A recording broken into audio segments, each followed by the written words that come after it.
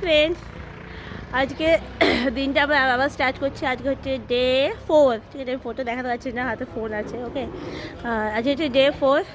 এই যে আমাদের গাড়ি গাড়ি চলে এসেছে। জাস্ট আমরা উঠবো গাড়িতে, উঠে তো আমরা এবার রওনা হব। আজকে যাব হচ্ছে আমরা বারসানা যাব, আর হচ্ছে গোবর্ধন হিল যাব।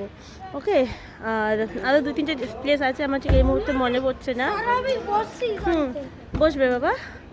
তারপরে তো সারাটা দিন তোমাদের সাথে যতটা পারবো ভিডিও তোলা পসিবল হবে তুলবো।